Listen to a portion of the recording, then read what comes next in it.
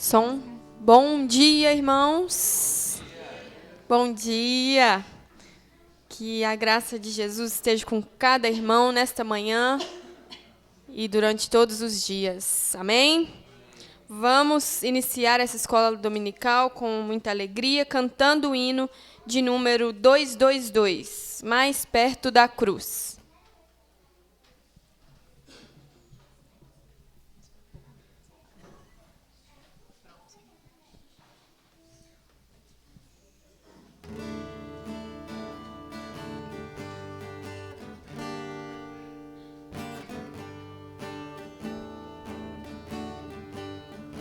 Meu Senhor, sou teu, tua voz ouvi a chamar-me com amor. E contigo sempre desejo estar, ó bendito Salvador.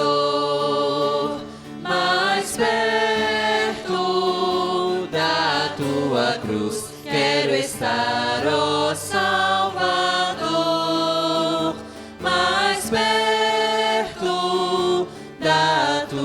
Cruz, eu desejo estar, Senhor, a seguir-te sempre eu me decidi, constrangidos pelo amor.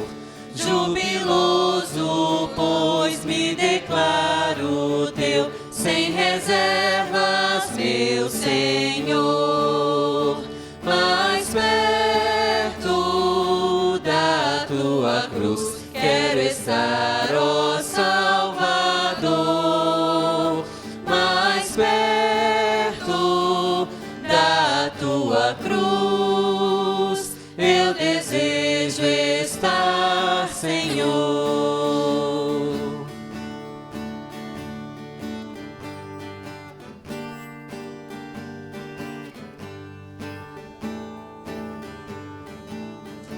Que prazer sem par, que delícia é aos teus santos pés me achar.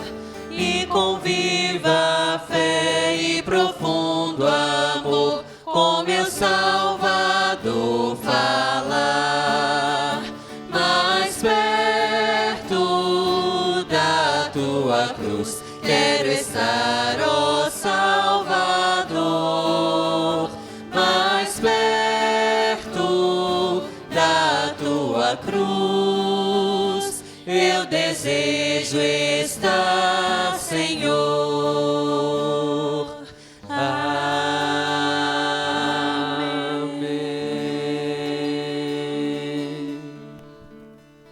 Amém. Vamos de pé, irmãos, abrir nossas Bíblias em Lucas, capítulo 10. Faremos a leitura alternada de 1 a 24.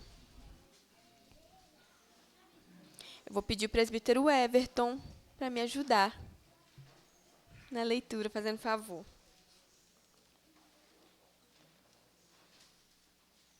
Lucas 10, faremos a leitura alternada do 1 ao 24.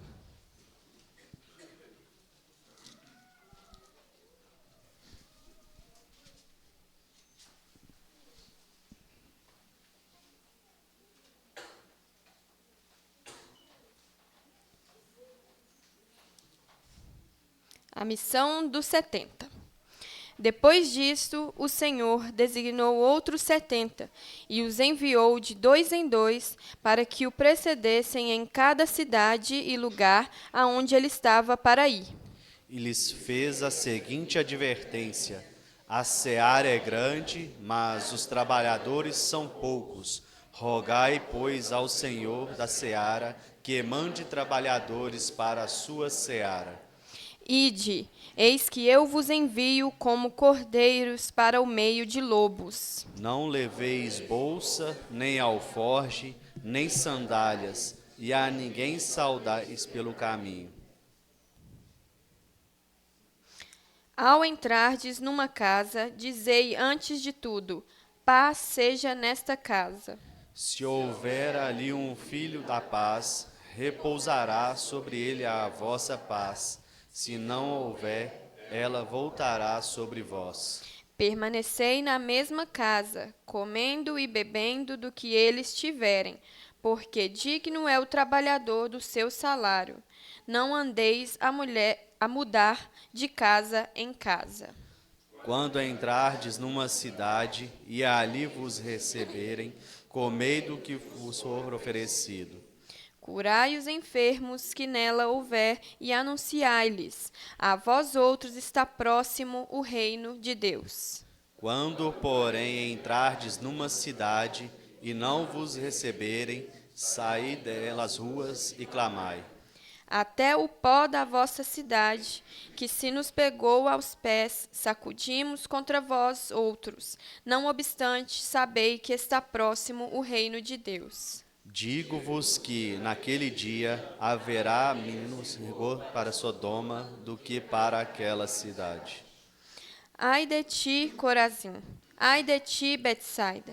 Porque, se em Tiro e em Sidom se tivessem operado os milagres que em vós se fizeram, há muito que elas se teriam arrependido, assentadas em pano de saco e cinza. Contudo, no juízo, haverá menos rigor para Tiro e Sidom do que para vós outras. Tu, Cafarnaum, elevar-te-ás, porventura, até ao céu? Descerás até o inferno. Quem vos der ouvidos, ouve-me a mim, e quem vos rejeitar a mim, me rejeita. Quem, porém, me rejeitar, rejeita aquele que me enviou. Então regressaram os 70, possuídos de alegria, dizendo: Senhor, os próprios demônios se nos submetem pelo teu nome. Mas eles lhe disse: Eu vi Satanás caído no céu como um relâmpago. Eis aí vos dei autoridade para pisar de serpentes e escorpiões e sobre todo o poder do inimigo, e nada, absolutamente nada, vos causará dano. Não obstante, alegrai-vos, não porque os espíritos vos submetem, e sim porque o vosso nome está arrolado nos céus. Naquela hora exultou Jesus no Espírito Santo e exclamou: Graças te dou, ó Pai, Senhor do céu e da terra, porque ocultaste essas coisas aos sábios e instruídos e as revelaste aos pequeninos. Sim, ó Pai, porque assim foi do teu agrado. Tu me foi entregue por meu Pai. Ninguém sabe quem é o Filho, senão o Pai. E também ninguém sabe quem é o Pai, senão o Filho, e aquele a quem o Filho o quiser revelar. E, voltando-se para os seus discípulos, disse-lhe particularmente: Bem-aventurados os olhos que veem as coisas que vós vedes. Pois eu vos afirmo que muitos profetas e reis quiseram ver o que vede, e não viram, e ouvir os que ouvis, e não o ouviram. Amém. Oremos, irmãos. Santo Deus, glorioso, poderoso e santíssimo Pai. Obrigada, Senhor, por esse dia, pela vida que o Senhor nos concedeu nesta manhã, por estarmos aqui, ó Deus, na Tua casa, reunidos em Teu nome. Senhor, abençoe, ó Pai, o decorrer dessa escola dominical, que tudo aqui seja feito, ó Deus, com ordem e que seja feito, ó Deus, da melhor maneira para agradar ao Senhor, ó Deus. Que o Senhor esteja na frente de tudo, nas classes, auxiliando os professores, o pastor, ó Deus, e também pedimos, ó Pai, por toda a liderança desta igreja, por quem está organizando, ó Deus, a obra, que o Senhor esteja cuidando, ó Pai, de cada detalhe, Senhor, em nome de Jesus. Nos abençoe, prepare os nossos corações também para aprender da Tua palavra e que, ó Deus, possamos sair daqui, ó Pai, renovados com mais uma porção, ó Deus, de Ti, ó Pai, para as nossas vidas. Em nome de Jesus, assim oramos agradecidos. Amém, Senhor.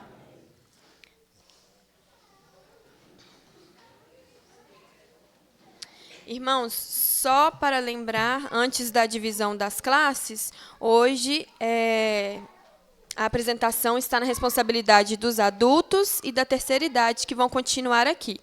As demais classes podem se dividir.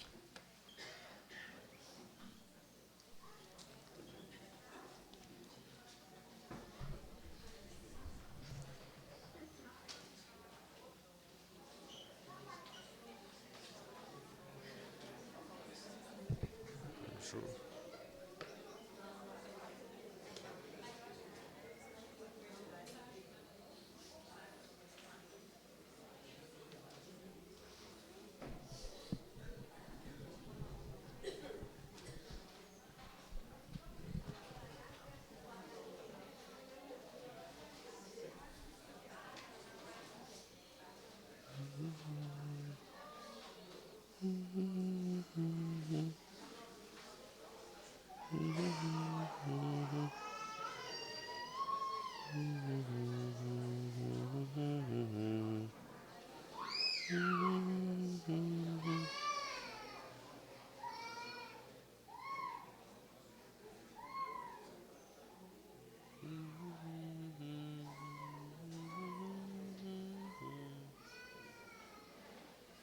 Você que vai ser o homem do... Será que tem o passadorzinho? Ah, é?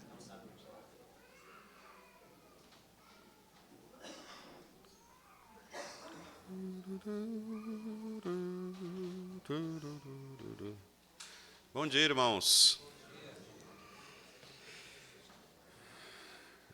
Irmãos, nós vamos, então, na nossa escola dominical,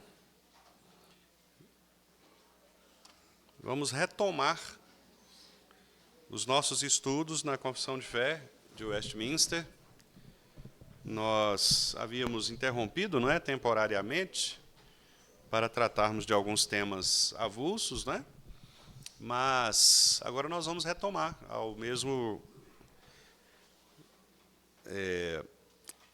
a mesma programação, né, que nós havíamos estabelecido antes, que é estudar então a nossa confissão de fé, na verdade estudar a Bíblia, né, seguindo a confissão de fé como um instrumento didático para nos orientar nos temas, né, que a Escritura aborda. Então, nós vamos retomar, e para retomarmos, nós vamos agora reiniciar, então, no capítulo 4 da Confissão de Fé, que é o capítulo que trata da criação. Nós já vimos o capítulo que trata das Sagradas Escrituras, que é o primeiro capítulo, falando sobre o poder da Escritura Sagrada, de ser ela a palavra de Deus, de ser ela infalível, suficiente, inerrante. Depois nós vimos no capítulo 2 acerca do ser de Deus, quem é Deus, não é? Então, tratando das perfeições do Senhor.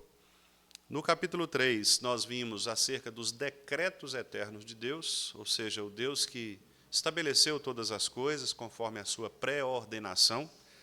Deus que pré-ordenou todas as coisas para que, de fato, as coisas aconteçam conforme os seus decretos. E agora o capítulo 4, que trata da criação. Esse é um capítulo, curiosamente, apesar de ser um capítulo extremamente importante, não é? Porque trata de um ponto crucial da nossa doutrina, que é exatamente acerca da criação divina de todas as coisas, a criação do homem, a criação da natureza, não é? Mas ele é um capítulo curto, ele é um capítulo que traz apenas um parágrafo ali na confissão, e por isso mesmo ele também será, né, será mais curto aqui na nossa exposição. Então, o irmão Everton vai nos ajudar ali.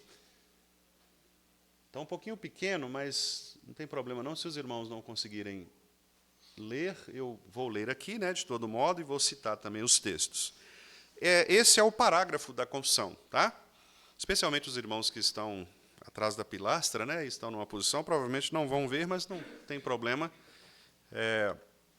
Depois eu vou disponibilizar também para os irmãos esse material aqui, para que os irmãos possam estudar em casa, né? Mas, então, a primeira questão que nós vamos ver aí é que a criação ela é uma obra trinitária de Deus, ou seja, uma obra realizada pelo Pai, pelo Filho e pelo Espírito Santo, né? Os três estavam envolvidos na criação. E é exatamente isso que a Confissão de Fé afirma. Aqui é o texto da Confissão de Fé, o parágrafo que diz assim: ao princípio, aprouve a Deus o Pai, o Filho e o Espírito Santo, para a manifestação da glória de seu eterno poder, sabedoria e bondade, criar ou fazer do nada no espaço de 6 dias, e tudo muito bom, o mundo e tudo que nele há, quer as coisas visíveis, quer as invisíveis. Este trecho final é muito importante, não é? Quer dizer, não só as coisas visíveis foram criadas por Deus, mas também aquelas que são invisíveis, ou seja, as estruturas, os conceitos, as ideias, tudo ali já estava estruturado no decreto de Deus na criação. Algumas implicações. Por exemplo, quando Deus manda Adão cultivar a terra, ali nós já temos um mandato, ou temos uma ordem de Deus que é invisível, mas que está declarada no fato de Adão ter de cuidar do jardim, que é o trabalho, né? Então, o conceito de trabalho, ele já está lá na criação. Então, Deus criou não apenas aquilo que é visível, o jardim, os animais, Adão, mas ele criou o conceito de cultivar, de guardar, de trabalhar, não é? Então, o conceito de trabalho já está ali. Quando Deus cria, por exemplo, Eva como companheira de Adão, ele também cria o conceito de família. Ele cria o conceito de procriação, não é? Cria o conceito de governo, de domínio. Então, quer dizer, os conceitos foram criados por Deus também ali no Éden, no momento da criação de todas as coisas, não é? Então, por isso, a confissão reconhece, declara que, de fato, não apenas as coisas visíveis, mas também as invisíveis. Depois de haver feito as outras criaturas, Deus criou o homem, macho e fêmea, com as almas racionais e imortais. Então, o homem foi criado para ser imortal. A queda que vai romper com esta imortalidade vai implicar sobre o homem a mortalidade, não é? Nós não morreríamos se não houvesse a queda. Aliás, não haveria morte, não é, em nenhum sentido, nem nos animais, nem nos vegetais, né, a flora, né, a fauna, nada disso seria afetado pela morte. E dotou-os de inteligência, retidão e perfeita santidade, segundo a sua própria imagem, tendo a lei de Deus escrita em seus corações e o poder de cumpri-la. Então o homem recebe a lei de Deus, o homem sabe o que deve fazer e, além disso, recebe também o poder para obedecer. Então o homem não descumpriria a ordem de Deus, não fosse aquilo que nós vimos, né, e que a confissão também reconhece, que é a possibilidade de transgredi-la, sendo deixados à liberdade de sua própria vontade, que era mutável. Aqui é a questão que a gente chama de livre-arbítrio. Então, nesse momento da criação, o homem, sim, tinha livre-arbítrio, uma vontade livre, capaz de, por exemplo, transgredir a lei de Deus. Com a transgressão, o homem, então, vai perder essa liberdade de vontade, esse livre-arbítrio, e vai se tornar, na linguagem do apóstolo Paulo em Romanos, escravo do pecado, de modo que o homem, depois da queda, não mais possui o livre-arbítrio. Então, a liberdade de vontade ela só existe nesse momento da criação, quando Deus criou os homens com poder de inteligência, retidão, perfeita santidade, mas com a possibilidade de transgredir a lei do Senhor. Tendo transgredido a lei, o homem cai, e na queda ele então perde a capacidade de se voltar para Deus, tornando-se, portanto, escravo do pecado. Aí tem alguns textos, e eu gostaria que nós, então, lêssemos esses textos, não é? Para início de aprendizado, porque eles são fundamentais para que a gente entenda como que a Bíblia, então, apresenta, de fato, estas teses, né, que a confissão, por sua vez, também nos apresenta aqui. Então, vamos ver inicialmente Romanos, capítulo 9, verso 36.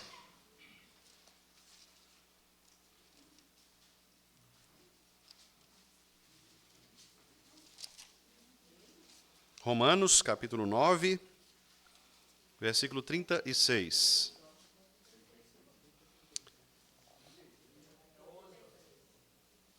Só um minutinho. Então tá errado aqui. Sim, só um pouquinho, paciência.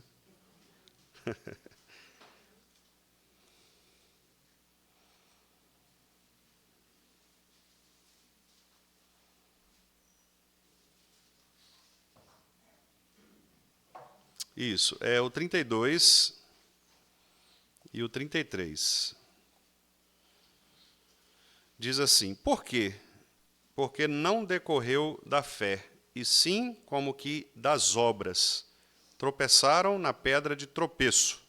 Como está escrito, eis que ponho em Sião uma pedra de tropeço e rocha de escândalo, e aquele que nela crê, não é este não, irmãos. É 11? Ah, Romanos 11. Isso. 11:36, Pedro?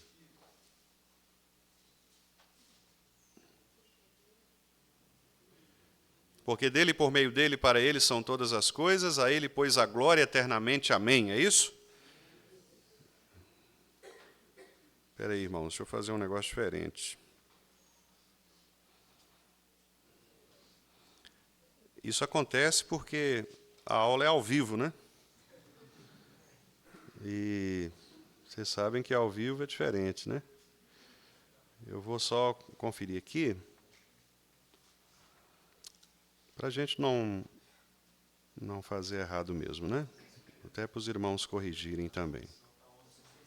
11:36, Porque aqui está relacionado,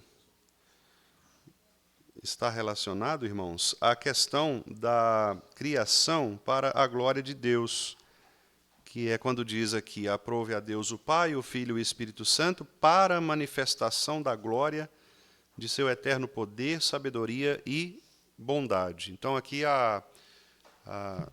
os irmãos da confissão que elaboraram, então eles pensaram exatamente nesta criação trinitária, né? Porque dele, por meio dele e para ele são todas as coisas, a ele, pois, a glória eternamente. Amém. Então, a criação foi realizada exatamente para que a glória de Deus se manifestasse. Aliás, nós vamos ver isso também aqui na sequência.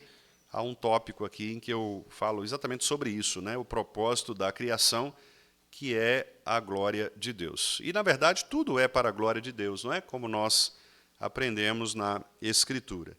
Vamos ver agora Hebreus 1:2. Aqui mostrando que Cristo ele é o Criador do universo, também enfatizando o aspecto trinitário da criação.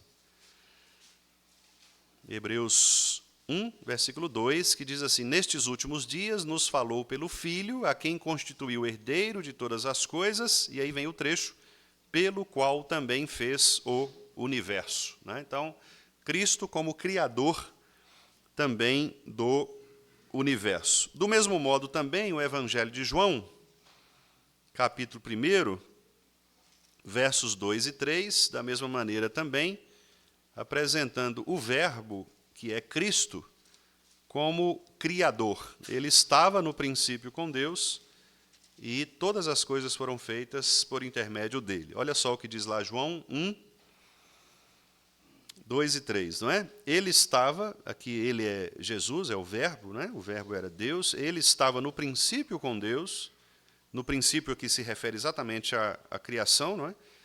E diz o versículo 3, todas as coisas foram feitas por intermédio dele, e sem ele nada do que foi feito se fez. Então, a importância não é de nós atribuirmos a Jesus Cristo o papel também de Criador. Cristo é o Criador, e lá em Gênesis mesmo, no capítulo 1, a gente vê isso, não é? Porque diz o texto que Deus, ele resolve criar, no princípio criou Deus céus e terra. Depois, no versículo seguinte, diz que o Espírito de Deus pairava sobre as águas, que é o Espírito Santo. E no versículo 3 afirma, disse Deus, haja luz. E quando o texto afirma, disse Deus, sendo Cristo a palavra de Deus, a linguagem de Deus, ali também é uma referência à segunda pessoa da Trindade, que é Jesus Cristo. Então, nós temos Pai, Espírito e Filho, não é? Envolvidos ali, logo nos 3 primeiros versículos da Bíblia, né, no momento da criação. Agora, Romanos, capítulo 1, 1:20. Romanos 1:20. É isso mesmo, 1:20. Quando diz, porque os atributos invisíveis de Deus, assim o seu eterno poder, como também sua própria divindade, claramente se reconhecem. Aí vem o trecho, né, de destaque, que é, desde o princípio do mundo, sendo percebidos por meio das coisas que foram criadas. Não é? Aí Paulo diz, olha, por isso mesmo, os homens são indesculpáveis, porque está lá. Não é? A criação proclama a glória de Deus e só não vê quem não quer ver. Então, por isso, o homem não pode dizer, é ignorância, Deus não me alcançou. Não. A criação está mostrando, de fato, que há um Deus, que este Deus é um Deus criador, e que a criação revela o seu poder e revela também a sua sabedoria, a sua bondade, não é? Como está ali exposto no texto também da confissão. Salmo 104, verso 24. A gente chama de doxologia, não é? Que é uma palavra de louvor, de glória, de exaltação do Senhor, em que o salmista diz, que variedade, Senhor, nas tuas obras, todas com sabedoria as fizeste, cheia está a terra das tuas riquezas. Não é? Então, que variedade, Senhor, nas tuas obras, todas com sabedoria as fizeste. O nosso Deus criou todas as coisas com poder, com sabedoria e também pela sua bondade. Vamos ver Jeremias 10, versículo 12. Jeremias 10, 12. O Senhor fez a terra pelo seu poder, estabeleceu o mundo por sua sabedoria e com a sua inteligência estendeu os céus. Então, as três palavras aqui, poder, sabedoria e inteligência. Também mostrando, então, como Deus criou todas as coisas. Gênesis 1, nós não vamos ler, está citado aí, mas é o texto da criação, os irmãos conhecem, né, todo o capítulo. Atos 17, 24. E é interessante como que a confissão trabalha, não é? Porque ela mostra tanto textos do Antigo quanto do Novo Testamento, né? Para mostrar exatamente esta unidade de propósito entre os escritores bíblicos, que, mesmo tendo escrito em tempos muito diferentes, em épocas muito distantes, eles continuaram afirmando, não é, o poder de Deus na criação, replicando aquilo que Moisés, então, escreveu lá no Gênesis. Né? Atos 17, 24, o famoso discurso de Paulo, em Atenas, lugar de filósofos. Ele estava ali no meio de gente muito capacitada, mas que eram pessoas idólatras. Né? E a idolatria cegou os olhos e os corações dessas pessoas, de modo que eles serviam a vários deuses, menos ao Deus verdadeiro, Deus Criador. Então, Paulo diz aí no verso 24 de Atos 17, o Deus que fez o mundo e tudo o que nele existe, sendo ele Senhor do céu e da terra, não habita em santuários feitos por mãos humanas. Então, diferentemente dos deuses gregos, não é, que eram deuses funcionais, criados pelos próprios homens, para servi-los, não é? O nosso Deus, ao contrário disso, ele não precisa de santuários humanos, santuários feitos por mãos humanas, porque ele mesmo é o Criador de todas as coisas. Colossenses 1,16. Colossenses 1,16.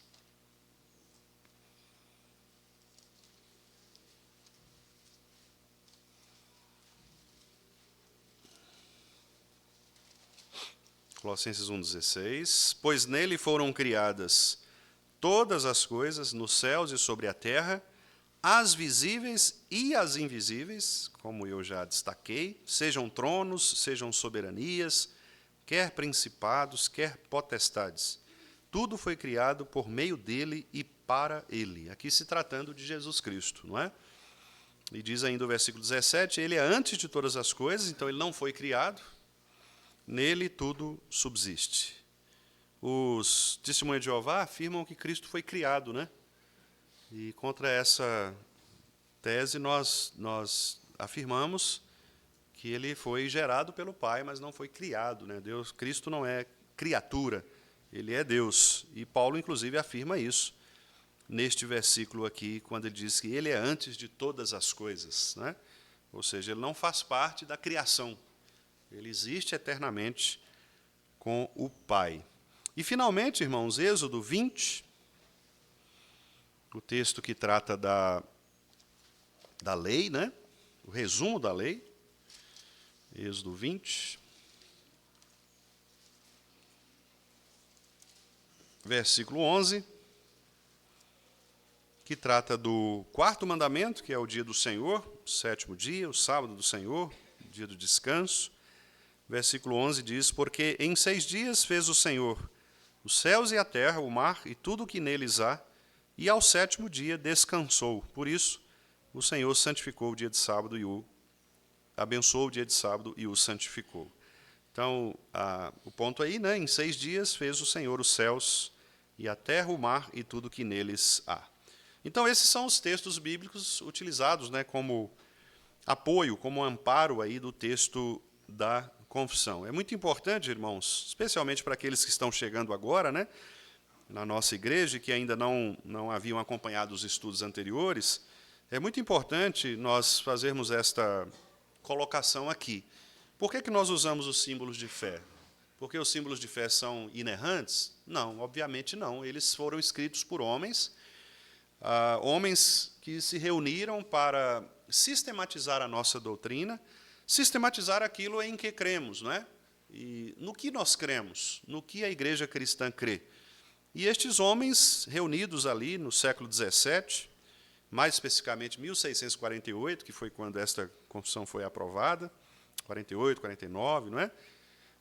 1648, 1649, então nós tivemos a Confissão de Fé, o Catecismo Maior, o Breve Catecismo, o Diretório de Culto, que foram documentos que foram aprovados lá em Westminster, em Londres, né, por irmãos crentes, que então resolveram afirmar de maneira documental aquilo em que nós cremos. Então, as confissões, os credos, não são inerrantes, mas eles são expressões didáticas, pedagógicas, daquilo que a Bíblia afirma. Então, por isso mesmo, eles tiveram a preocupação de apoiar as suas afirmações nos textos das Escrituras. E os irmãos podem perceber que eles não extrapolam o texto da Escritura. Se os irmãos olharem com cuidado o texto que está transcrito, os irmãos vão perceber que é basicamente aquilo que os próprios versículos afirmam, não é? Então, por exemplo, quando afirma aqui que Deus criou as coisas visíveis e invisíveis, isso não é ideia da cabeça daqueles irmãos que estavam reunidos ali. É apenas a transcrição do próprio versículo bíblico de Colossenses 1,16, no qual é o apóstolo Paulo que diz que Deus criou todas as coisas visíveis e invisíveis.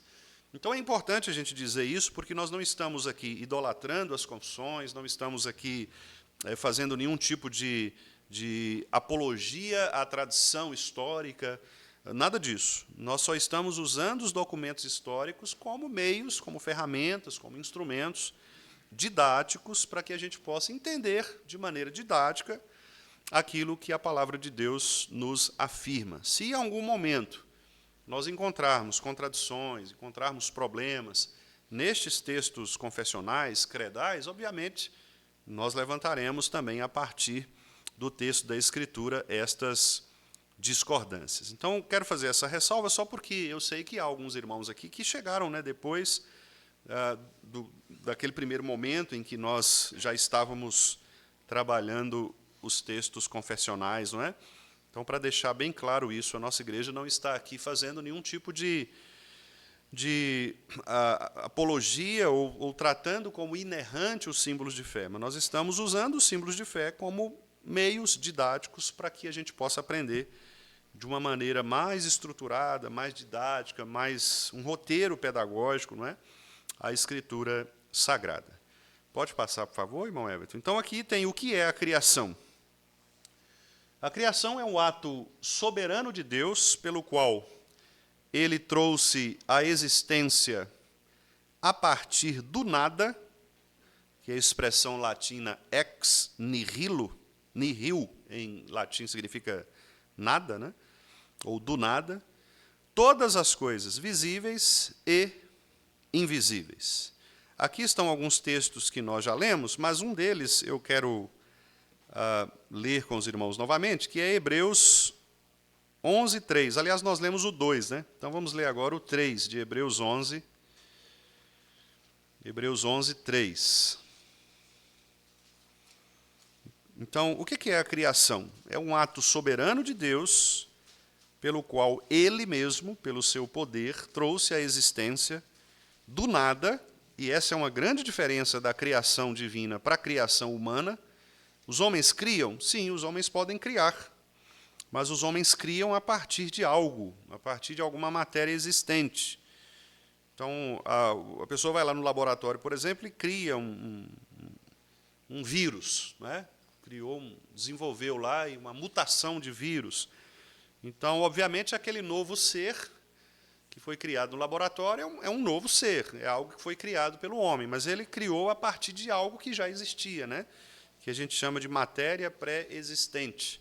No caso de Deus, não havia nada criado, não havia nenhuma matéria pré-existente. Então, ele criou pela palavra do seu poder. Vamos ver, então, o versículo 3 de Hebreus 1. Depois de dizer aí no versículo 2, né, que ele fez o universo, Cristo fez o universo. Perdão, irmãos, eu estou... Vamos lá, 11. Depois de dizer, não é, que ele criou o universo, então agora o escritor aos Hebreus fala a respeito da fé daqueles que professam esta crença que está lá no capítulo 1, que foi quando nós lemos, não é? Ele diz assim, então, pela fé, entendemos que foi o universo formado pela palavra de Deus, de maneira que o visível veio a existir das coisas que não aparecem. Esse texto é fundamental, irmãos, fundamental, porque nós vamos ver daqui a pouco, não é, uma das doutrinas relativas à criação é o chamado evolucionismo. E há, inclusive, uma tendência, né, no nosso mundo acadêmico contemporâneo, teológico, de tentar juntar as duas coisas, de colocar uma evolução e uma criação juntas. E nós estamos vendo aqui no texto de Hebreus que o entendimento acerca de que Deus criou todas as coisas é algo que vem pela fé. E a fé, ela não é irracional, no sentido de ser algo anticientífico, mas a fé, ela é suprarracional, ou seja, ela vai além daquelas explicações que a ciência oferece, porque a ciência é humana, a ciência é limitada. Tudo bem que o homem pode compreender muitas coisas, encontrar muitas coisas, chegar a pontos muito importantes, mas ele nunca vai ter a compreensão integral daquilo que foi realizado por Deus, porque se o homem, em algum momento, entendesse de maneira integral, completa, o projeto de Deus, o plano de Deus, ele seria o próprio Deus, não é? Então, o homem ele estará sempre limitado pela sua própria criação. O homem é criatura, ele é criado, então ele é limitado. Além disso, ainda temos o pecado. Se não houvesse o pecado, o homem seria limitado a si mesmo, por ser criatura. Com o pecado, a coisa ficou pior ainda, porque o pecado distorce qualquer tipo de capacidade do homem de pensar corretamente. Então, repare que o escritor aos Hebreus diz, pela fé. É pela fé que nós entendemos que o universo foi formado pela palavra de Deus. E é pela fé que nós entendemos que as coisas, como estão narradas em Gênesis, aconteceram. É pela fé que nós cremos que Deus, em 6 dias, criou todas as coisas e descansou no 7º dia. É pela fé. Então, significa dizer que há aspectos que nós não vamos, de fato, conseguir explicar do ponto de vista racional, do ponto de vista científico, do ponto de vista acadêmico. Há questões que vão ficar sem respostas, sem explicações, porque a fé é suprarracional. A fé ela não vai se apoiar nesses elementos racionais somente, embora, como eu disse, ela não é irracional. Obviamente, nós temos aspectos racionais da fé que são importantes, os aspectos históricos da fé. Mas há situações em que a Bíblia narra condições de milagres, por exemplo, que são suprarracionais. Por exemplo, é possível um ser ficar sobre a água sem afundar? É possível. Você já viu, certamente, alguns insetos que conseguem ficar na superfície da água sem afundar. Porque a água ela é composta de moléculas e elas têm uma estrutura molecular relativamente sólida que suporta pesos de alguns animais, de alguns seres.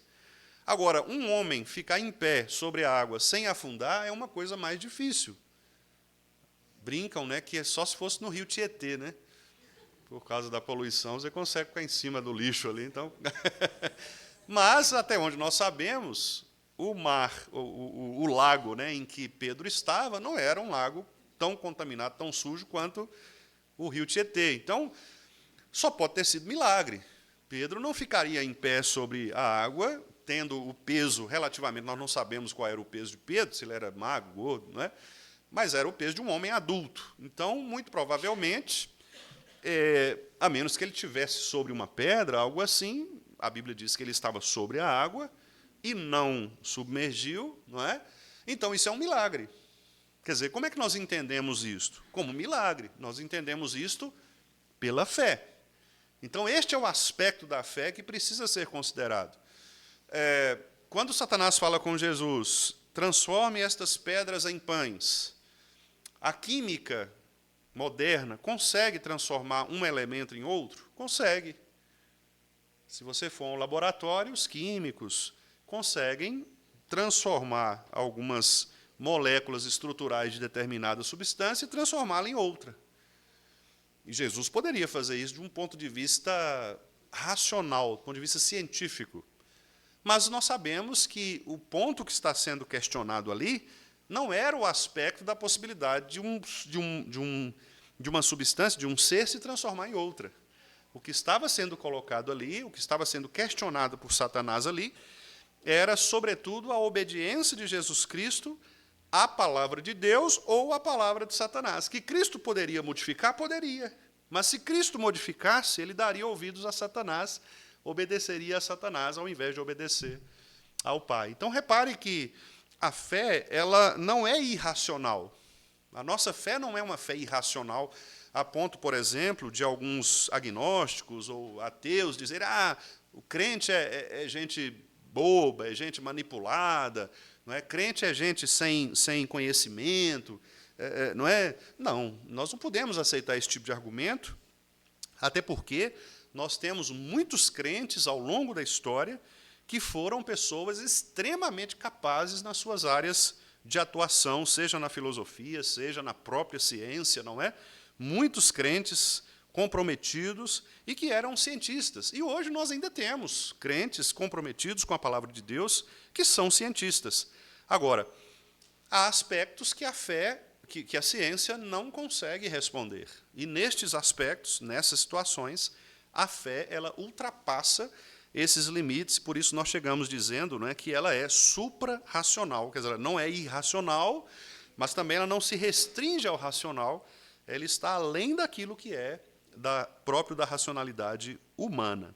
Então, esse texto é muito importante, porque é pela fé mesmo que nós entendemos que o universo foi formado pela palavra de Deus. Até porque nós estamos falando aqui de um conceito que é um conceito invisível, que é o conceito da palavra.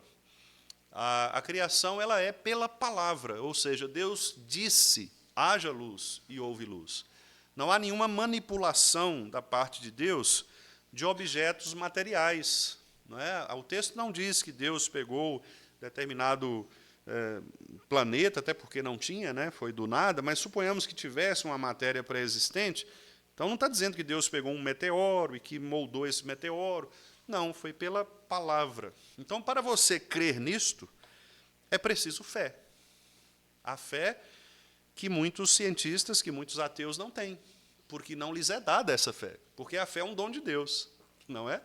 A fé é um dom de Deus. Então, para crer que Deus criou todas as coisas no espaço de 6 dias, do nada, é necessário fé. Nós não precisamos de explicações científicas para isso. Nós precisamos de fé. Nós precisamos de fé. E a fé é um dom de Deus. Então, todos crerão que Deus criou todas as coisas em 6 dias pela palavra do seu poder? Não. Porque a fé não é dada a todos. A fé é dada apenas aos eleitos. Por isso que nós temos esses grandes problemas, às vezes, né, relacionados ao aspecto da criação, que a gente vai ver daqui a pouquinho. Eu coloquei também do outro lado aqui. Os irmãos não se preocupem, tá, com a visualização. Eu até comentei com o Pedro, né, porque como nós estamos... O espaço aqui é diferente do espaço da tela lá de cima, né? Então o formato acaba reduzindo mesmo. Nos próximos eu vou tentar colocar menos texto, né, colocar maior para os irmãos acompanharem. Se fosse lá em cima, provavelmente estaria mais visível aos irmãos, porque seria mais expandido, né? Bom, quais são as características da criação?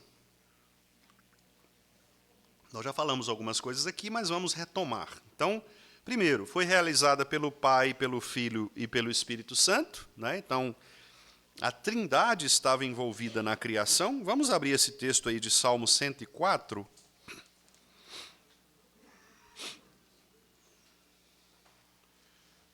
Salmo 104, verso 30. Algum irmão leia, por favor. Salmo 104, 30.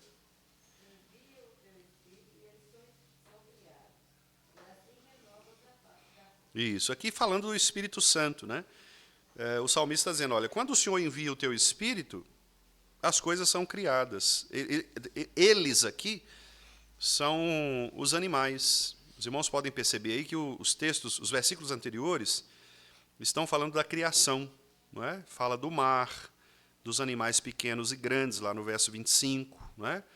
Fala do monstro marinho, no verso 26, que a gente não sabe que monstro é esse, se era uma baleia, o que era. Está dizendo no 27 que os seres criados, os animais, eles esperam a ordem de Deus para comer, porque é Deus quem dá alimento a eles, né? Então, você não vê um gavião, por exemplo, plantando alguma coisa, ou cultivando, plantando não, né? Cultivando algum tipo de espécie de passarinho para ele comer depois, ou cultivando algum tipo de roedor, né? Você não vê isso. É Deus quem dá o alimento, né? Os peixes, etc.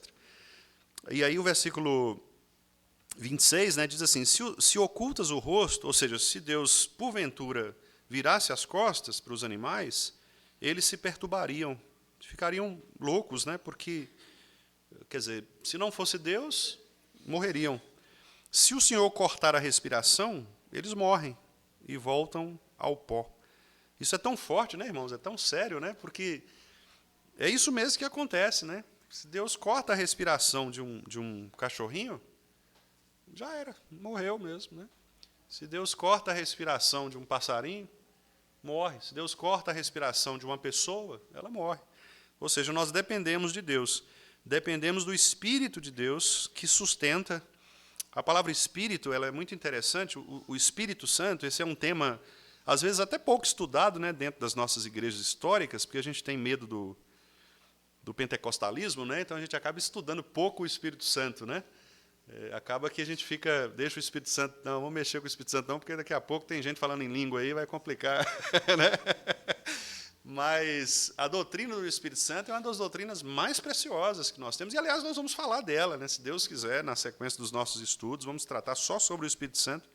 E um dos papéis do Espírito Santo é esse fôlego de vida. Não é? Lá na criação, quando Deus sopra o fôlego de vida nas narinas do homem, e dá vida ao homem, ali é a ação do Espírito de Deus, o Espírito Santo. Né? É o Espírito que faz o vento, o fôlego da vida. E é Ele também quem dá o fôlego da conversão, não é? A nova vida. É Ele quem sopra no homem a conversão. Por isso que Jesus fala lá para Nicodemos, né? Jesus fala, olha, o vento sopra onde quer. Não é isso? Lembra do texto?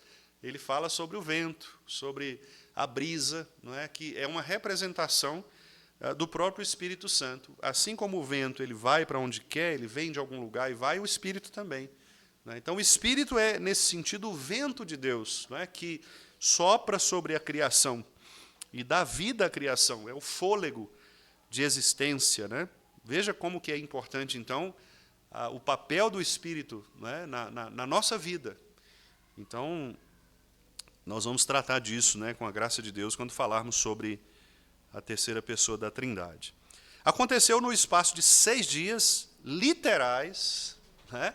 Eu fiz questão de colocar isso aqui, porque é um dos problemas que nós temos com relação a alguns que creem que os dias da criação não são literais, né? Seriam eras, períodos, mas nós reformados, oriundos dos documentos históricos reformados, que professam a fé reformada, nós cremos nos 6 dias literais, de 24 horas, né? Com ordem, progressão e propósito. Tem gente que pensa, né? Mas como que Deus criaria o mar, né, os mares, as águas, fazendo separação entre água e terra em 24 horas, gente? Uai, ele não é Deus? Se você duvidar disso, ele não pode ser Deus. Aí. Pela fé, entendemos que o universo... Não é? Ah, como é que pode um homem ficar dentro da barriga de um grande peixe e depois, cuspido pelo peixe, reviver, ressuscitar? Uai, ele é Deus. Se ele não for Deus, aí realmente ele não conseguiria fazer isso. Mas ele é Deus. Não é? Como é que pode alguém chegar na frente de um túmulo e falar, sai daí, Lázaro? Não é? É porque ele é Deus. Então, quer dizer, o mesmo Deus que mandou Lázaro sair, o mesmo Deus que curou a cegueira de um homem com cuspe e lama, né? Eu estou sabendo que você falou que se... Né, Mike? Se fosse Jéssica, ia ficar cega o resto da vida. Né? É porque eu brinquei no sermão, falando de Jesus do cuspiu e passou, né?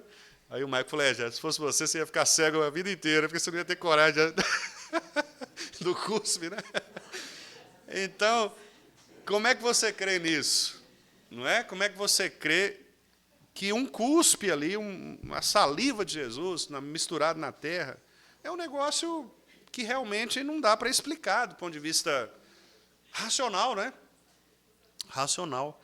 Mas é milagre. Então, quer dizer, crer nos 6 dias literais não é nenhum problema para aqueles que creem que Deus retirou um homem da barriga de um peixe, que Deus retirou um morto do túmulo, que Deus retirou a cegueira de uma pessoa usando a lama. Não é nenhum problema crer, não é, em 6 dias literais, se você crê no restante de todas as coisas que a Bíblia diz. Se você questiona os 6 dias literais, você também deveria questionar todos os demais milagres da Escritura. Esse é um ponto que eu acho que é um ponto pacífico dentro dessa discussão, porque quem questiona os dias literais, nós vamos ver daqui a pouquinho, né, não vou aprofundar muito agora, mas é exatamente porque a pessoa quer conciliar, não é, algumas questões da ciência com as questões bíblicas. E aí, realmente, nós vamos ter algumas dificuldades. Sim.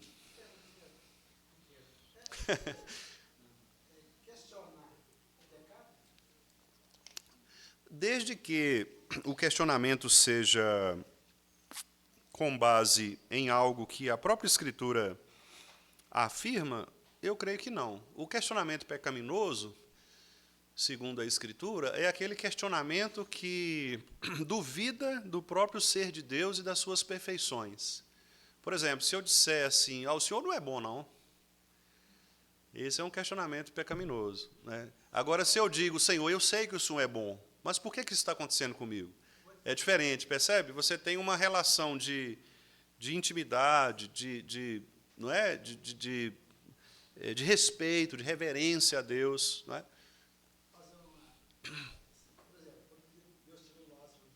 Sim. Sim.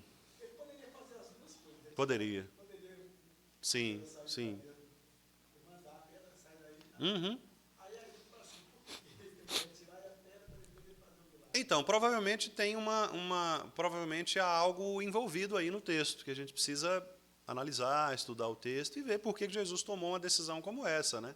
Esse tipo de questionamento aí não é pecaminoso, não, Ronaldo. Esse tipo de questionamento, pelo contrário, é até desejável, porque é um tipo de questionamento que você faz para entender o propósito, né, de Deus ali, no caso Cristo, né? Não é pecaminoso esse tipo de questionamento. O questionamento pecaminoso é quando você duvida da ação de Deus, do poder de Deus, e aí nós podemos correr o risco de blasfemar, correr o risco de murmurar, né? E aí se transformar num pecado, né? Mas quando nós questionamos a partir de uma relação senhor e servo, não é pecado. Davi, por exemplo, fala: Senhor, até quando o Senhor vai esconder de mim o teu rosto? É um questionamento pesado, difícil, mas ao mesmo tempo é um questionamento submisso de um servo que percebe, né, pela sua própria circunstância, o afastamento de Deus, e ele então fala: Senhor, até quando o Senhor vai ficar aí sem se levantar contra os inimigos? Quer dizer, Davi está se vendo aqui como alguém que depende da ação de Deus. Ele sabia que se Deus não se levantasse, ele estava perdido mesmo, né? Então esse questionamento ele é aceitável, né?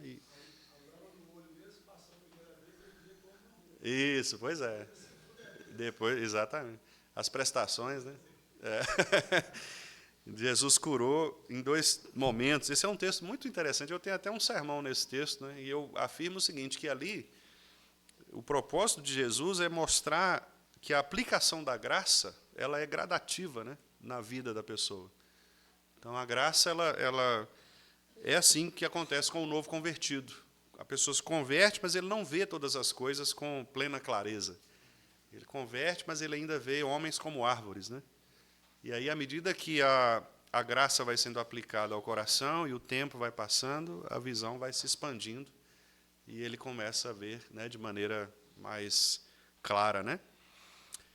Então, o texto aí é Êxodo 20:11, a gente já leu, né?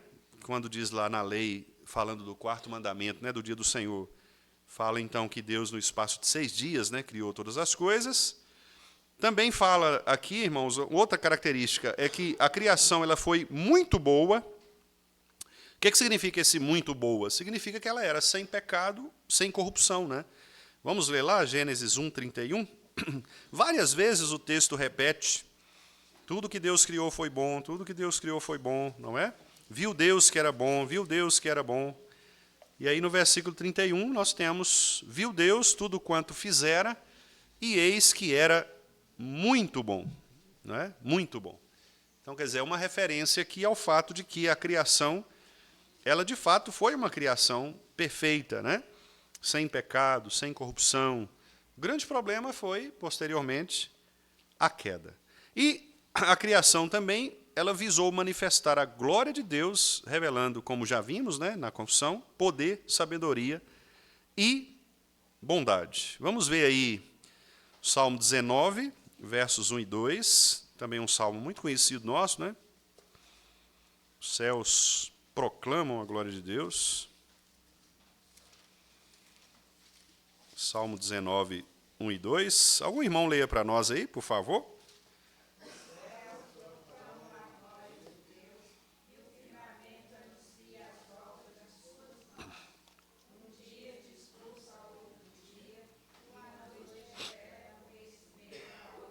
Isso, obrigado. Aí nós poderíamos ir até o 6, né? Porque até o 6 fala sobre a criação, né? Mas aqui os 2 versículos mostram que os céus eles anunciam, proclamam. Proclamar aqui é pregar, anunciar. É o mesmo papel dos profetas. Os profetas proclamavam, né? Então aqui Deus está usando a criação para pregar. A criação prega a glória de Deus, anuncia, ela fala sobre a glória de Deus, não é? E isso mostra o poder de Deus. Quando diz lá, uma noite revela conhecimento a outra noite, é porque as noites vão se passando, e à medida que a noite seguinte vem, ela tem um conhecimento mais expandido da noite anterior. Essa é a ideia, né? Ou seja, um dia ele discursa outro dia, ele apresenta o outro dia, e esse dia ele sabe um pouco mais do dia anterior, né, que mostra um progresso na criação. E se você for lá em Gênesis, você vai perceber exatamente isso, que a criação ela é gradativa, né? Então, primeiro Deus cria os espaços, nos 3 primeiros dias, depois ele preenche os espaços. Não é? Eu costumo brincar dizendo que ali Deus cria a teoria dos conjuntos na matemática, né? Porque a teoria dos conjuntos é exatamente isso. Você tem um espaço e você tem os números que compõem aquele espaço, você preenche o espaço e esses espaços vão se interseccionando, né? Eles vão criando interseções entre si. Né? Então, Deus cria ali a geometria, porque Ele cria primeiro o prédio para depois habitar o prédio. Então, você tem uma geometria, você tem toda uma arquitetura divina ali, né, na criação. Então, tudo isso revela o poder de Deus, a bondade, né, a misericórdia, o amor de Deus, tudo estava presente ali. O ser de Deus estava envolvido no ato criacional. Vamos ver Apocalipse 4:11. Apocalipse 4:11.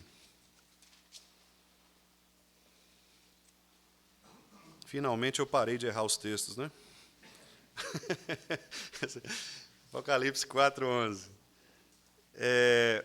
Tu és digno, Senhor e Deus nosso, de receber a glória, a honra e o poder. Vamos ler esse pedacinho agora? Porque todas as coisas tu criaste, sim, por causa da tua vontade vieram a existir e foram criadas. Muito bonito, né? Então, quer dizer, todas as coisas tu criastes, e criastes por tua vontade. Deus quis criar, né? Poderia não criar? Poderia. Ele é Deus, nada disso existiria. Deus continuaria existindo, mas pela vontade dele, ele quis criar. Para quê? Aí a gente volta na primeira parte do versículo. Para que ele receba glória, honra e poder. Então, tudo para a glória de Deus, de fato, como está expresso. Então, Deus não formou o universo a partir de matéria pré-existente, mas o criou soberanamente, demonstrando que todas as coisas dependem exclusivamente dele. Pode passar, por favor, aí, irmão Everton? Acho que dá para a gente ir mais um slide. Quem participou da criação, não é? Aí eu fiz aqui um pequeno gráfico, mostrando ali o Deus Pai, que é a fonte e origem do decreto criador. Então, quem decreta, né, a fonte da criação é Deus Pai. O Filho é o agente, é aquele que executa o plano do Pai. E o Espírito Santo, como eu já também antecipei, é aquele que vivifica e santifica a criação. Aí nós temos 3 textos também, vou pedir os irmãos para abrirem. Vamos abrir primeiro Coríntios 8:6. Primeira carta de Paulo aos Coríntios, 8:6.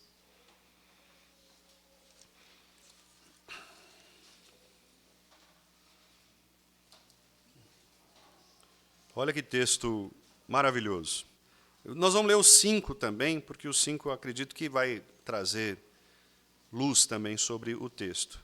Paulo está falando aqui sobre os ídolos, né? Sobre a idolatria. E no 5 ele fala assim, porque ainda que há também alguns que se chamem deuses, não é? Porque existem aqueles que se chamam deuses, né? Se você vai lá no Egito Antigo, por exemplo, tinham muitos deuses, um deus para cada situação, né? Um deus da guerra, um deus do ar, um deus do mar, o deus da terra, o deus da colheita, deus da fertilidade, por aí vai. Embora muitos se chamem deuses, quer no céu ou sobre a terra, como há muitos deuses e muitos senhores, todavia, quer dizer, aí ele contraria, né, essa ideia. Então veja que Paulo não está afirmando que os deuses falsos são deuses. Porque alguém poderia ler o versículo 5 e falar, então Paulo está atestando, está confirmando aqui a existência de muitos deuses, né? Mas aí no versículo 6 ele diz, todavia, ou seja, embora as pessoas pensem isso, para nós há um só Deus, o Pai, e aí vem o trecho que eu quero destacar, de quem são todas as coisas e para quem existimos, e um só Senhor Jesus Cristo, pelo qual são todas as coisas e nós também por ele. Então o ponto aqui é, há um só Deus, o Pai, para quem existimos e de quem são todas as coisas. Isso mostra, então, a origem, a fonte, né, criacional. Deus é aquele para quem nós existimos. Deus o Pai é aquele para quem nós existimos. Nós estamos aqui porque Deus o Pai assim o decretou. Vamos ver Jesus Cristo agora como agente. Já lemos esse texto, mas vamos repeti-lo. João, capítulo 1, verso 3.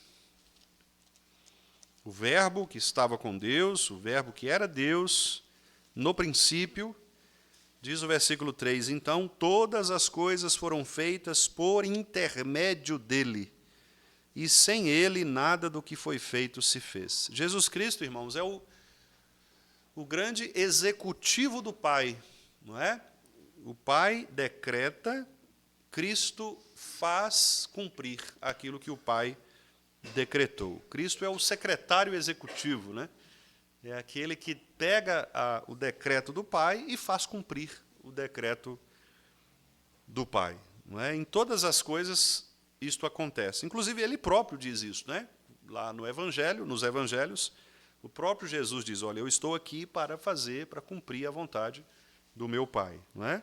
O meu Pai trabalha o dia inteiro e eu também trabalho porque eu estou aqui para cumprir a vontade do meu Pai. Né? Então, a obediência de Jesus ao decreto divino é exatamente o que faz com que Cristo seja este executor de todas as coisas. Então, como todas as coisas foram criadas? Por intermédio de Jesus. Foi Ele quem executou. Por isso, a minha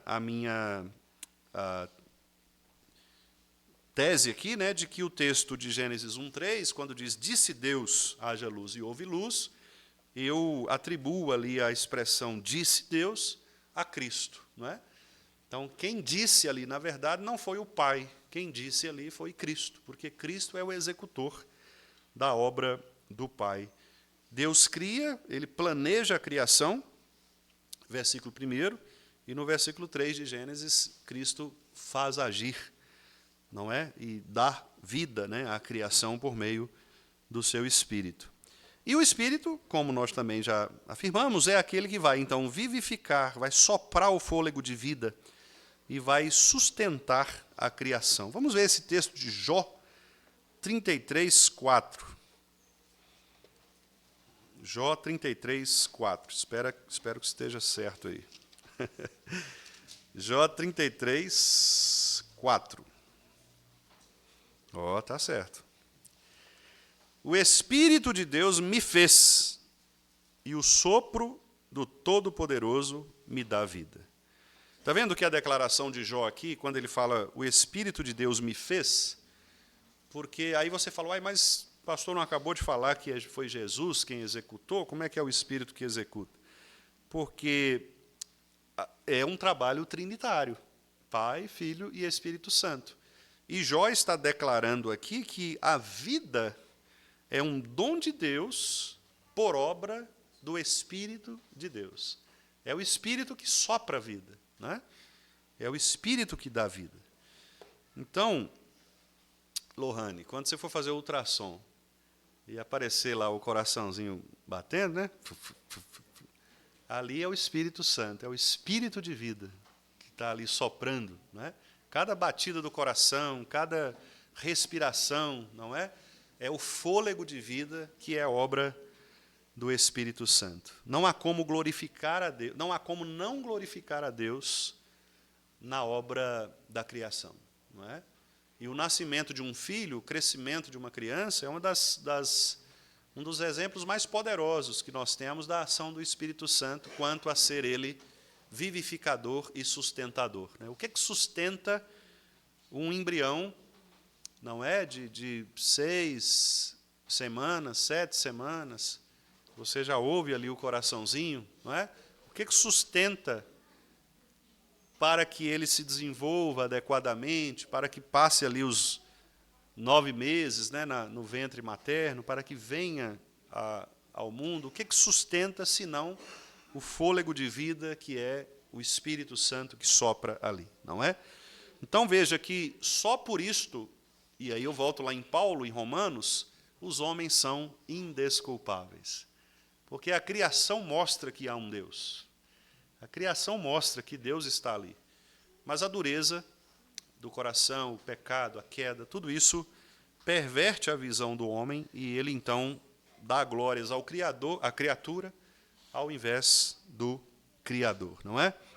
Isso significa então, irmãos, que a criação, como nós temos afirmado, é uma obra trinitária, refletindo então a comunhão e a harmonia eterna de Deus, Deus Pai, Filho e Espírito Santo.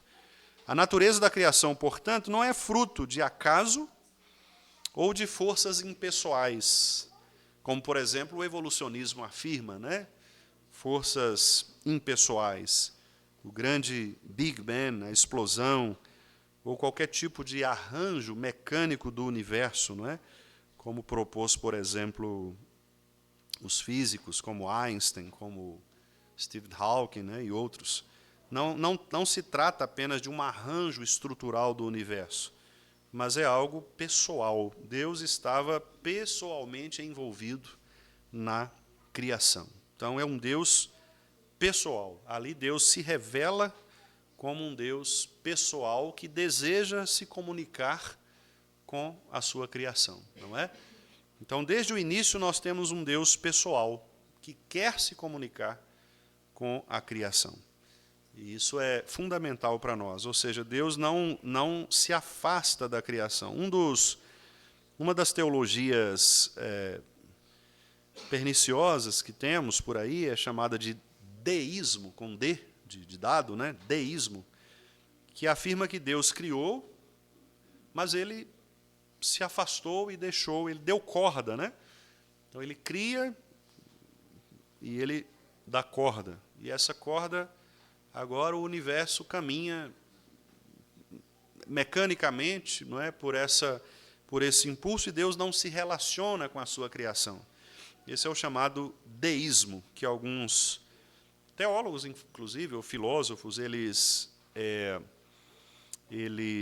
defenderam. Por exemplo, René Descartes, né, um filósofo cartesiano, René Descartes, racionalista, ele cria nisso. O próprio Aristóteles também, muito antes, né, lá antes de Cristo, também cria nisso, né, numa força impessoal, apesar de que Aristóteles não chamava de Deus, né? Descartes chama de Deus, Aristóteles não. Aristóteles chama de primeiro motor, que é como se fosse um relógio mesmo, uma grande engrenagem, e que em algum momento alguém deu um peteleco, e aí ela começou a funcionar e funciona até hoje, não é? Descartes vai dizer, porque ele estava num contexto cristão, se ele não colocasse Deus no meio do seu sistema, ele ia ter problemas, não é? Porque ele estava num ambiente cristão, então ele precisou colocar Deus ali dentro do seu racionalismo, né? Mas é um Deus que não é o Deus pessoal, o Deus da Bíblia que nós cremos. É um Deus mecânico, um Deus racionalista, um Deus que é muito mais essa força impessoal, né, essa razão, do que o Deus pessoal.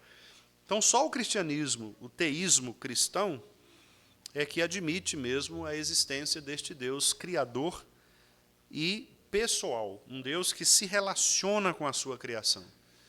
Então, quando você vê uma grama nascendo, quando você vê um passarinho cantando, quando você vê a água de uma cachoeira caindo, o barulho da água, o barulho que a água faz, que o Salmo chama de fragor das catadupas, né? Fragor das catadupas é isso. O fragor é som, catadupa é cachoeira. Então, o som da cachoeira, né? Tudo aquilo ali é Deus se relacionando pessoalmente com a sua criação. Por isso que os Salmos 147, 8, 9, 150, eles falam sobre isso, sobre a criação que louva a Deus. Todo ser que respira, louve ao Senhor. Não é? Os rios batam palmas. É isso. É porque Deus se relaciona pessoalmente com a sua criação. Não é? Deus não está alheio à criação. Então, quando há um tsunami, Deus está no tsunami, porque não poderia haver um maremoto sem que Deus ordenasse que esse maremoto existisse.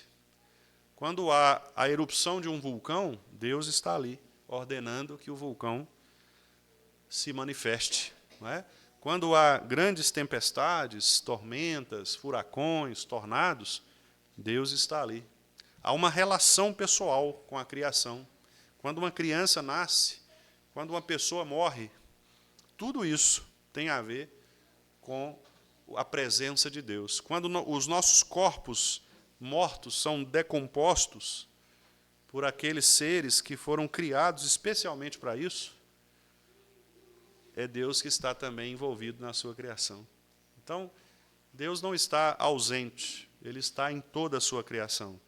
Mas cuidado para não confundirmos isto com o chamado panteísmo, não é? Porque o panteísmo diz, então eu não posso pisar numa barata, porque a barata pode ser um ser divino, um pedaço de Deus. Eu não posso pisar na grama, porque a grama ela tem traços da divindade. Então, aí as pessoas começam a idolatrar a criação como se a criação fosse pedaços de Deus, não é? Isso é antibíblico. E vamos falar disso um pouquinho mais para frente, quando expandirmos aqui no nosso estudo.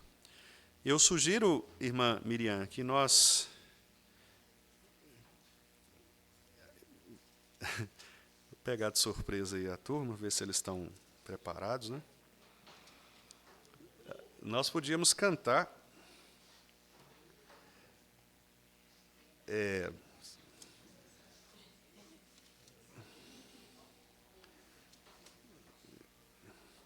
Tem um fácil e um difícil, Maico. Aí você escolhe qual. Eu estou brincando, acho que os dois são difíceis. Pode ser o hino 10 ou o hino 13, que são hinos que exaltam a criação, né?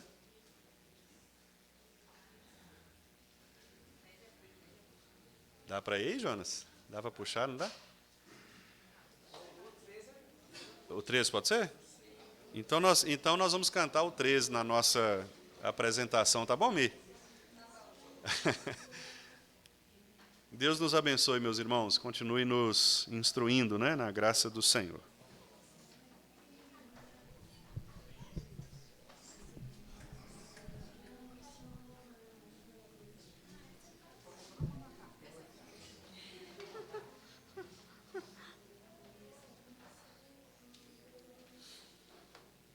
Mas tá bem baixo. Você puxou baixo. Saber qual que é.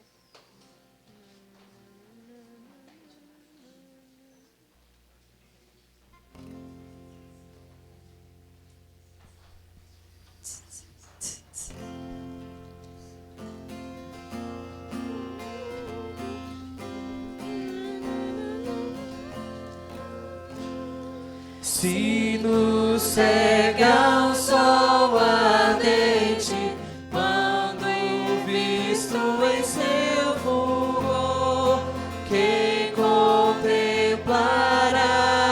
aquele que do sol é criador? Patriarcas não puderam o teu rosto contemplar, nem Adão chegou a vê-lo antes mesmo de pecar. Luz perante a qual é trevas, mesmo o sol a fulgurar. Nossos olhos pecadores não te podem contemplar. Fogo em cima da Arca Santa, sarça ardente do Sinai, são figuras dessa glória do Senhor eterno Pai.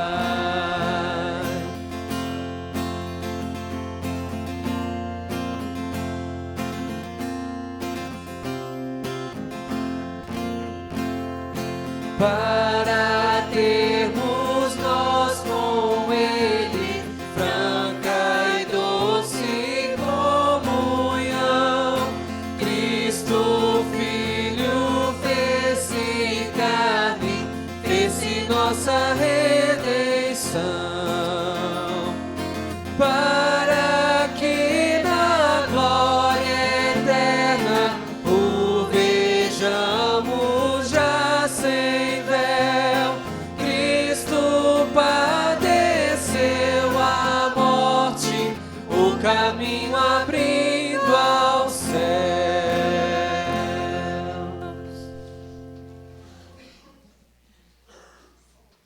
Muito bom. Isso aí. Bom, irmãos, eu acho que vocês podem voltar, que nós já vamos, então, passar para o momento dos dízimos e ofertas, com o hino de número 49. Acho que todos podemos ficar de pé, né, irmãos? Hino de número 49, sempre vencendo. Esse é o momento dos dízimos e ofertas, e convido também os aniversariantes da semana, que porventura estiverem aí. Temos o irmão Romar, Vandilino e Ralve.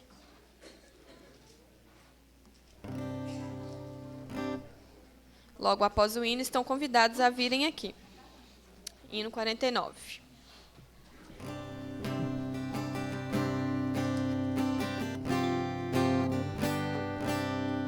Sempre vencendo, muito vitorioso, Cristo Jesus, o Senhor, é soberano, chefe bendito, em tudo Ele é vencedor. Ele o supremo guiando, com seu imenso poder, todos avantes, pois crentes, todos lutar e vencer. Não é dos fortes a vitória, nem dos que correm melhor, mas dos fiéis e sinceros que seguem junto ao Senhor. Sempre vencendo, muito vitorioso, Cristo Jesus, o Senhor. Em suas hostes inumeráveis, seu grande império e fulgor. Em seu governo demonstra cuidado e amor sem igual. Sempre nos ama e protege com seu poder eternal. Não é dos fortes a vitória, nem dos que correm melhor, mas dos fiéis e sinceros que seguem junto ao Senhor.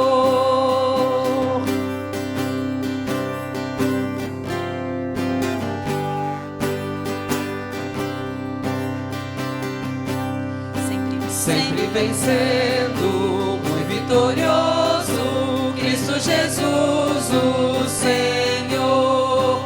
Reis e vassalos, servos e chefes, querem também seu favor. Senhor, desejo e te imploro que me permitas lutar sempre ao teu lado, invencível, até meus dias findar. Não é dos fortes a vitória, nem dos que correm melhor, mas dos fiéis e sinceros que seguem junto ao Senhor.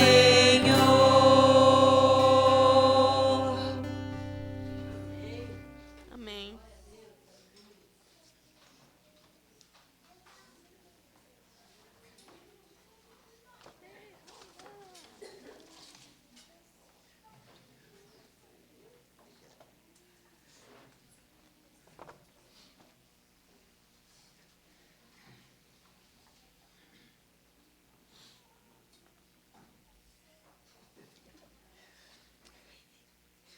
Oremos. Bendito Deus, glorioso e eterno Pai, nós te louvamos e te bendizemos, Senhor, porque o Senhor é Deus e só o Senhor merece o louvor e a glória e a honra, pois para isso o Senhor nos criou. E aqui estamos, Senhor, com alegria cantando louvores a Ti. Te agradecemos por esse momento aqui na Tua casa, na Tua presença, a comunhão do Senhor conosco. Te agradecemos por esta bênção, Senhor, esse privilégio que o Senhor nos concede. Te agradecemos, ó Pai, pela vida de cada um dos nossos irmãos que aqui estiveram nessa manhã, aprendendo os teus ensinos, também participando desse culto de adoração e louvor a Ti.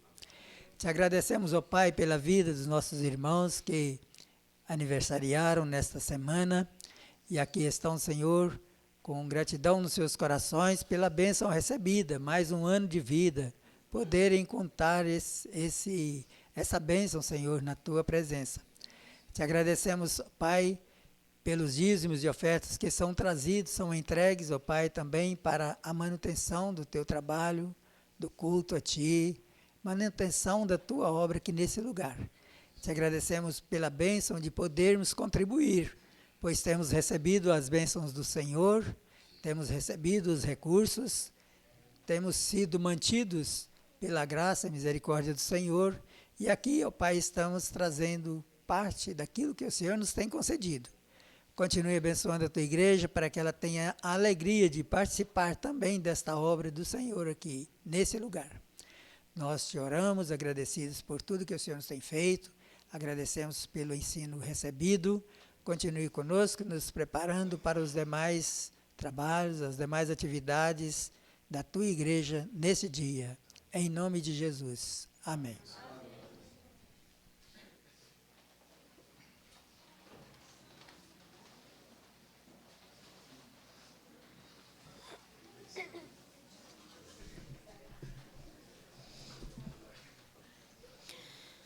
Vamos então, irmãos, passar alguns avisos rápidos. Programação da semana. Na terça-feira, a reunião de oração está na responsabilidade da Junta Diaconal e o dirigente será o irmão Wilson. Na quinta-feira, continuação do estudo bíblico com o pastor Wendel. Aviso da UPH a toda a igreja. Hoje, a UPH vai visitar o senhor Osias, regente da 10ª igreja, às 15 horas. É um convite para toda a igreja. Os irmãos que quiserem participar estarão se reunindo aqui na porta da igreja às 2h30 para poder sair às 2h40 e então se reunirem lá, fazerem essa visita ao senhor Osias, ok? Então, 2h30 para sair às 2h40 aqui na igreja hoje.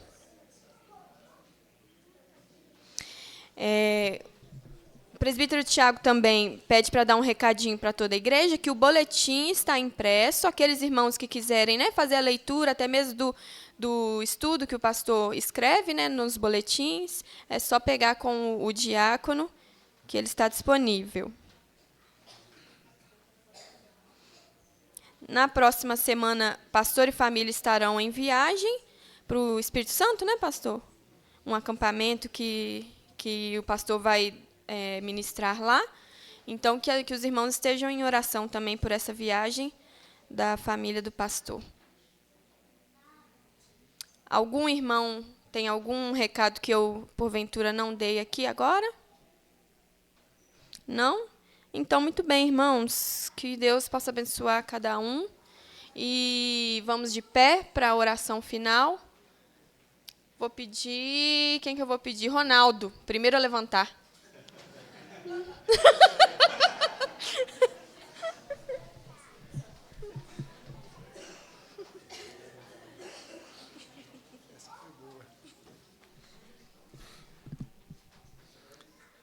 Nosso Deus, nosso Pai, nós somos gratos ao Senhor, ó Pai, por mais esse dia que o Senhor nos deu, que é o dia do Senhor, onde teu povo em todo canto reúne, ó Pai, para prestar culto que só o Senhor é digno de receber.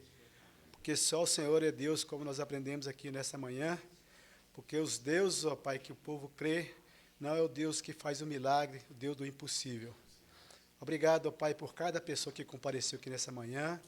Obrigado, ó Pai, pelo alimento que o Senhor nos trouxe também através do teu servo. Continue, ó Pai, nos abençoando, nos alimentando cada dia mais da tua palavra, que nós possamos, ó Pai, sempre crescer na graça e no conhecimento do Senhor. Agora, ó Pai, despede uns dos outros, leva para os nossos lares, com o teu cuidado, com a tua proteção, e logo mais, ó Pai, possamos estar aqui, ó Pai, para render graças mais uma vez ao Senhor. Nós te oramos e te pedimos perdão pelos nossos pecados, e a nossa oração é no nome de Cristo, nosso intercessor e Salvador, hoje e sempre. Amém.